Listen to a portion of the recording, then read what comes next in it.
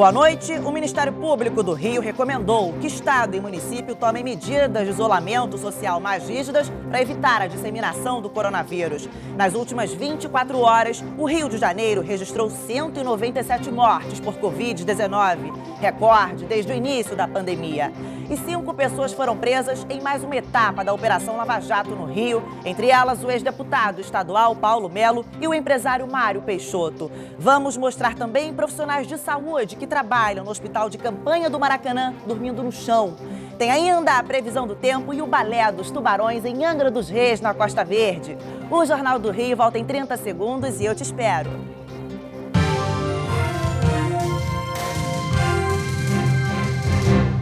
A Polícia Federal prendeu mais uma vez o ex-deputado estadual Paulo Melo numa nova etapa da Operação Lava Jato aqui no Rio. Além dele, outras 4 pessoas também foram presas. O ex-presidente da Assembleia Legislativa do Rio, Paulo Melo, que já estava cumprindo prisão domiciliar, foi preso em casa, em Saquarema, na região dos Lagos, e levado para a sede da Polícia Federal na zona portuária do Rio. Além dele, o empresário Mário Peixoto, ex-sócio de Paulo Melo, também foi preso na operação, num condomínio de luxo em Angra dos Reis, na Costa Verde. Em outro endereço ligado ao empresário aqui no Rio, a polícia apreendeu R$21 mil em espécie. Ele é dono de empresas que assumiram vários contratos com o governo estadual, como o fornecimento de mão de obra terceirizada, desde a gestão do ex-governador Sérgio Cabral até os dias de hoje.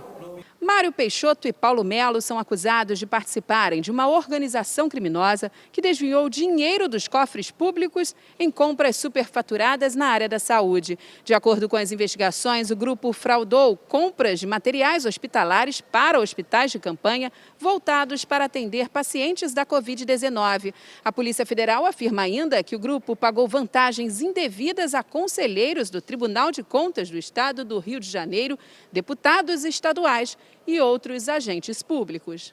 Informações sobre compras e aquisições dos hospitais de campanha foram adquiridas pela polícia através de interceptações autorizadas pela Justiça. As investigações apontam que, mesmo antes das contratações, as planilhas dos custos já estavam prontas. Fato este que levou à suspeita de fraudes no processo. O deputado Paulo Melo já havia sido preso em março do ano passado e foi condenado a 12 anos de prisão por organização criminosa e corrupção passiva. No mês passado, o ex-deputado deixou a cadeia para cumprir prisão domiciliar. Em nota, a assessoria de Paulo Melo informou que a prisão é descabida e atemporal. Disse ainda que as compras superfaturadas para os hospitais de campanha nada têm a ver com o deputado. Na ação de hoje, outras 3 pessoas foram presas, entre elas Luiz Roberto Martins. Na casa dele, em Valença, no sul do estado, a polícia apreendeu R$1,5 milhão. Imagens impressionantes mostram o momento em que uma mulher é atingida na cabeça por um pneu em Copacabana, na zona sul do Rio. Por sorte, ela não sofreu ferimentos graves. As imagens foram gravadas ontem à tarde. A mulher caminha pela calçada em Copacabana, na zona sul do Rio, quando percebe o pneu na direção dela. Ela desvia, mas ainda assim é atingida na cabeça. O motorista do carro, que perdeu o pneu, prontamente estaciona e ajuda a mulher a se levantar. Outras pessoas chegam para dar apoio e a levam para sentar num banco no ponto de ônibus. Estava conversando aqui com meu amigo aqui do lado, aí de repente o carro passou, aí começou a fazer barulho de ferro com o chão. Aí a gente ficou olhando naquele barulho, daqui a pouco a roda soltou, aí viu uma senhora de lá. Aí nisso ela viu a roda vindo, ela saiu da frente da roda. Só que ela não olhou para trás, aí o quê? A roda bateu no negócio do ponto de ônibus e voltou nas costas dela. Aí foi quando ela caiu de rosto no chão. Uma testemunha que ajudou no socorro disse que a mulher não sofreu ferimentos graves, apenas um corte na boca e não quis atendimento médico. O asfalto ficou com a marca que o veículo deixou. A força do impacto foi tão grande que a roda marcou a estrutura de sustentação do ponto de ônibus. Foi um milagre. Com certeza. Ela nasceu de novo. Um estudo feito pelo Centro de Operações da Prefeitura mostrou que o número de pessoas circulando nas ruas caiu depois da adoção de medidas mais restritivas em 11 bairros. Madureira, na zona norte da cidade, foi o local que apresentou a maior queda nos dias 12 e 13, tendo uma redução de 49,16%. E o Ministério Público do Rio recomendou que Estado e município tomem medidas de isolamento social mais rígidas para evitar a disseminação do coronavírus. Hoje, o Rio de Janeiro registrou o maior número de mortes desde o início da pandemia. São 197 nas últimas 24 horas. Pintado no asfalto, o alerta. Nas ruas, a maioria das pessoas respeita a determinação, mas ainda assim, tem gente que ignora. O mesmo acontece com outras medidas tomadas pelas autoridades para evitar a disseminação do coronavírus. Apenas serviços considerados essenciais deveriam estar funcionando, mas alguns camelôs, bancas de livros, tapeçarias e até salões de beleza insistem em abrir as portas. Já são 58 dias de quarentena. Neste período, medidas ainda mais duras foram tomadas para conter a disseminação do vírus, como as restrições de circulação de pessoas em pontos mais movimentados e a proibição do estacionamento nas praias cariocas. E mesmo assim, o estado do Rio é o segundo com o maior número de casos no país, atrás apenas de São Paulo. Por conta desse aumento expressivo, o Ministério Público do Rio recomendou que o estado e o município tomem medidas mais rígidas de isolamento social para conter a disseminação do vírus. Entre os pedidos estão o bloqueio total de atividades não essenciais e a circulação de pessoas em regiões mais críticas, como em áreas da capital e da região metropolitana do Rio, pelo prazo de 15 dias. Se os números de óbitos e pessoas infectadas não diminuírem, este prazo poderá ser prorrogado. Está prevista a ampliação do programa de transferência de renda Cartão Família Carioca e a reativação do Programa Estadual de Transferência de Renda em caráter emergencial. Estado e município têm um prazo de 72 horas para apresentar as respostas. Caso não acatem as recomendações, o MP pode acionar a Justiça para determinar o lockdown. Em nota, o governo do estado disse que o decreto em vigor vale até o dia 31 deste mês, mas que recebeu o ofício do Ministério Público e vai analisá-lo. Já a prefeitura informou que para o fechamento completo da cidade precisa de ajuda do estado e também da União. Profissionais de saúde dormindo no chão e aglomerados. É essa a realidade encontrada por enfermeiros e técnicos de enfermagem que trabalham no Hospital de Campanha do Maracanã. Aqui, gente, essas são as condições do pessoal da linha de frente do combate ao Covid-19. Enfermeiros e técnicos jogados no chão do corredor. Alguns tentando descansar em sofás apertados. Uns sentados, outros deitados em sofazinhos. Profissionais responsáveis por combater a pandemia dormindo aglomerados em uma sala sem ventilação. Depois vai ter um monte de afastamento de profissionais por pneumonia, por Covid, aí eu vou falar que foi porque a gente não se paramentou corretamente. Essa enfermeira nunca pensou que um dia ia dormir desse jeito no plantão. Barata, morcego, porque tem aquelas janelões, então é quase ao ar livre aquilo ali, e sem cobertor, sem lençol. Não tem nenhuma estrutura para a equipe de enfermagem poder descansar. O dormitório improvisado dos enfermeiros fica aqui no Maracanãzinho, a cerca de 200 metros do Hospital de Campanha, erguido dentro do complexo do Maracanã. Quem trabalha na unidade está indignado com a situação. Nós estamos sendo tratados de forma desumana. A saúde pede socorro. Em nota, a Secretaria Estadual de Saúde taxou a situação de inadmissível e disse que notificará a OS responsável pela gestão e que pode reter valores previstos no contrato. O Iabas, responsável pela coordenação do hospital, nega a denúncia e diz que o problema foi pontual. No fim da tarde, uma remessa com travesseiros e roupas de cama foi entregue no Maracanãzinho. Não tem colchão suficiente para todo mundo. Pelo amor de Deus. Flamengo, Vasco, Botafogo e Fluminense entraram na briga contra o coronavírus. E quem conta pra gente os detalhes é a repórter Clara Neri, que está ao vivo. Oi, Clara, muito boa noite para você.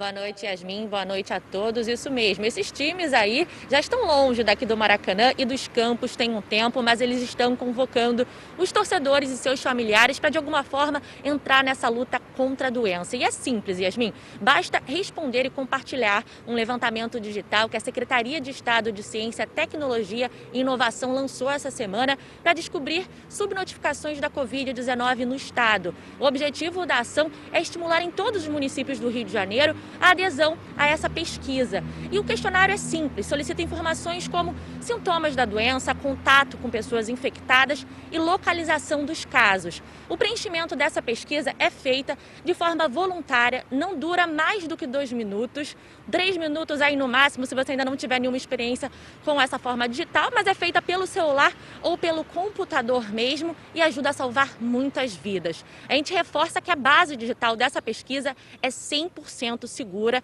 não tem nenhum perigo e não é feito nenhum compartilhamento nem divulgação de informações pessoais. Eu, Yasmin, já fiz a minha parte, entrei ali pelo celular mesmo rapidinho, preenchi todos os dados, todas as informações de uma forma rápida, como eu falei ali, não durou mais de 2 minutos e a gente reforça que quanto mais formulários forem preenchidos, é melhor para essa pesquisa e também, é claro, para o combate da Covid-19. Esse formulário pode achar mesmo no site da Secretaria de Estado de Ciência, Tecnologia e Informação, que se encontra no próprio site do governo do Rio de Janeiro. Yasmin. Tá certo, Clara. Muito obrigada pelas informações. E morreu hoje, aos 82 anos, o ex-presidente da Confederação Brasileira de Desportos Aquáticos, Quaraci Nunes Filho. Ele estava internado há 19 dias no hospital, na Barra da Tijuca, na Zona Oeste. Quaraci teve coronavírus e sofria também de Alzheimer. Nascido no Pará, ele foi presidente da CBDA por 29 anos e também dirigiu a Confederação Sul-Americana de Natação e a União Americana de Natação. Em nota, a CBDA lamentou o falecimento e se solidarizou aos familiares e amigos do ex-presidente. E o Comitê Olímpico do Brasil também lamentou a morte. Muitos cariocas estão tendo problemas para receber encomendas pelos Correios. Vários clientes reclamam de atrasos e fazem filas para buscar os produtos que deveriam ser entregues em casa. Saulo recorreu à internet para o presente de Dia das Mães. O aparelho para conectar a TV à internet, transportado pelos Correios, ainda não chegou. A surpresa que eu preparei foi deixar minha mãe satisfeita, feliz, né? Com entretenimento legal em casa, mas a surpresa veio para mim, né? Comprei dois presentes, né? Uma lembrancinha e um presente. Uma de uma empresa privada e um do Correio. A empresa privada custou R$5 e do Correio custou 30. A empresa privada chegou em 2 dias, o Correio não chegou e eu não faço ideia de quando vai chegar. Paulo Roberto nunca demorou tanto para receber um produto comprado no Brasil. E o funcionário falou para mim, cara, a tua encomenda, ela está aqui dentro. Só que a gente não tem funcionário para entregar. Não há dados oficiais sobre os atrasos, mas circulando por postos dos Correios, a gente percebe que não são casos isolados.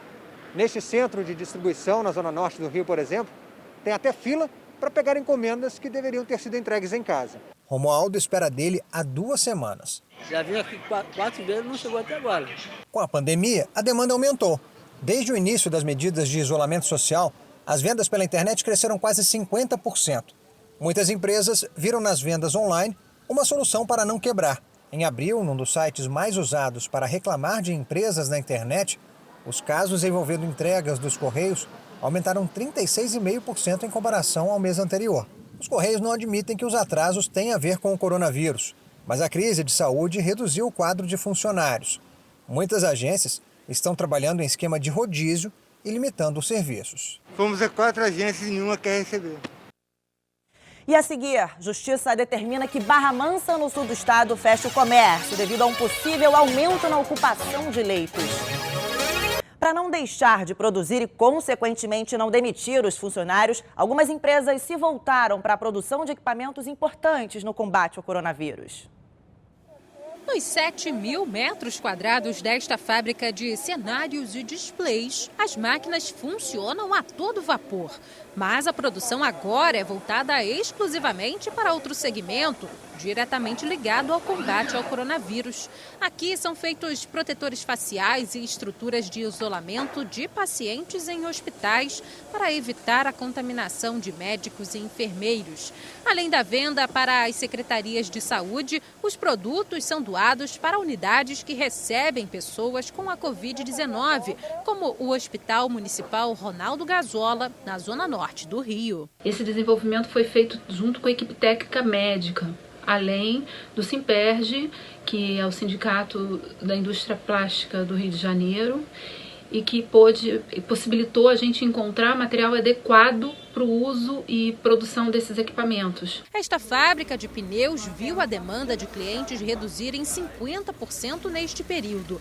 Então, a empresa iniciou a produção de máscaras manualmente. Cerca de 1.000 são feitas por dia e mais de 160.000 foram doadas para hospitais do Rio e de outros estados. Por mais que a situação esteja difícil, o clima dentro da fábrica é muito positivo, as pessoas estão engajadas, as pessoas estão querendo ajudar, as pessoas estão dando ideias, as pessoas estão dedicadas, trabalhando até mais do que elas costumam trabalhar.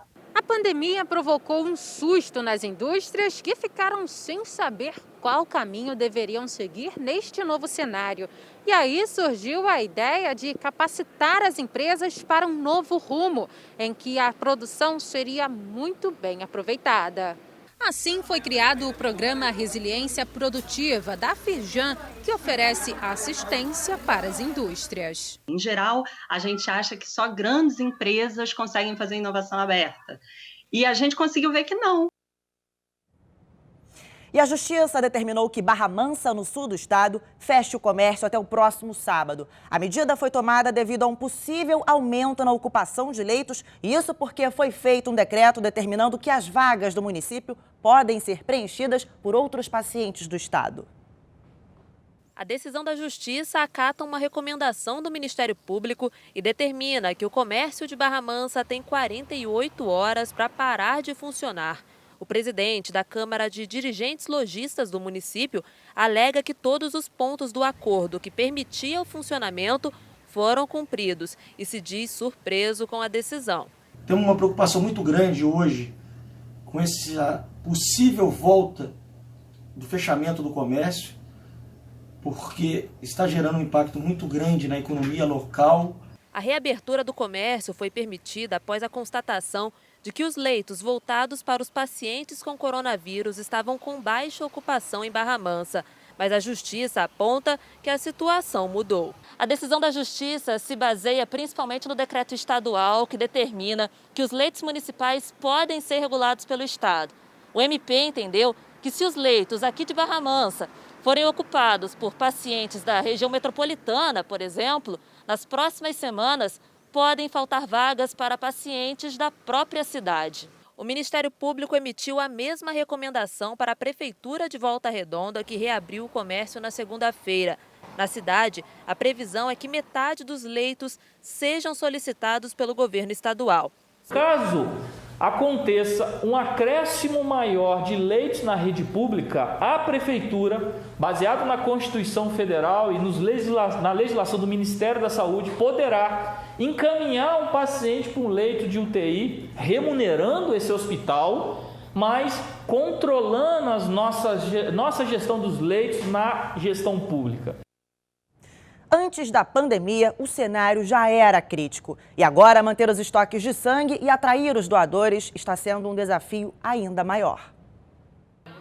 O Hospital Universitário Antônio Pedro, em Niterói, teve uma queda de 70% no número de doadores, enquanto o consumo de sangue aumentou entre 20% e 30% desde o início da pandemia. A nossa média diária era de 15 bolsas coletadas. Agora a gente estava tendo 3 bolsas, 5 bolsas por dia. Foi um impacto muito grande para a gente. Para casos de cirurgias de urgência, pacientes hematológicos, oncológicos e de CTI, a necessidade é extrema. Aqui a gente está precisando de todos os tipos, né? Mas principalmente O positivo e O negativo. E B positivo também. A gente está com estoque de sangue do tipo B zerado. Na entrada, Já tem gente ali verificando a temperatura, distribuindo álcool gel e orientando as pessoas. Não está tendo aglomeração na entrada. A gente aumentou a distância entre as cadeiras de espera. Já o Instituto Nacional de Câncer registrou uma queda de 50% nas doações no mês de abril.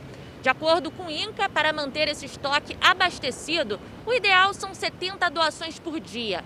A média, porém, não tem passado de 30. O agendamento para a doação, que era obrigatório no INCA para evitar aglomeração, foi suspenso, já que agora estão recebendo pouca gente.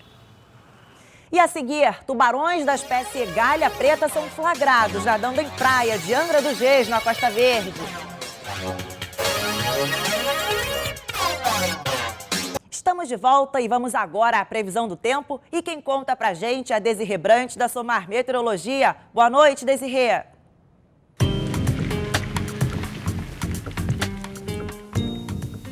Olá, Yasmin, muito boa noite. Boa noite também a todos que nos acompanham. E o sistema frontal continua seu avanço pelo Brasil. Ele é constituído por áreas de instabilidade no interior do continente e uma frente fria que avança pela costa.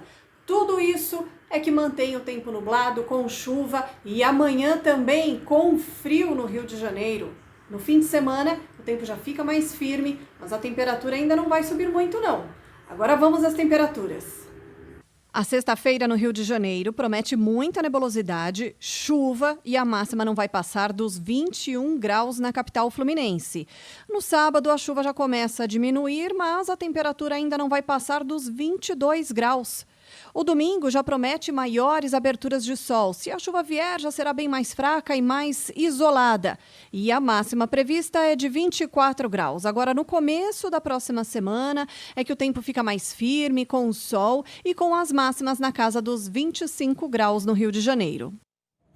E olhem só estas imagens feitas por um empresário numa praia de Angra dos Reis, na Costa Verde do Rio, nesta terça-feira. Ele flagrou mais de 10 tubarões nadando tranquilamente ali na região e bem próximos à praia. Os animais que podem ser vistos aí nitidamente são da espécie tubarão galha preta e o empresário fez o registro com um drone enquanto testava um jet ski. Muito lindo, né? O Jornal do Rio termina por aqui. Muito obrigada pela companhia e a gente volta a se encontrar amanhã às 10:50 da noite. Você fica agora com as principais notícias do país e do mundo no Jornal da Band. Até amanhã.